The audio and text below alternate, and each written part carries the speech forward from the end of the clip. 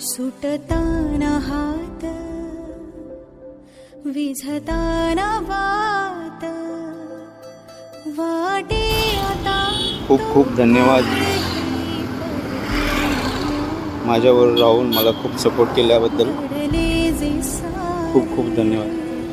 विकायची तर इच्छा नाही आहे, पण मजबुरी आहे माझी. सांभाळून राहा. जीवापार प्रेम करतो रे, जीवापार. Bye bye.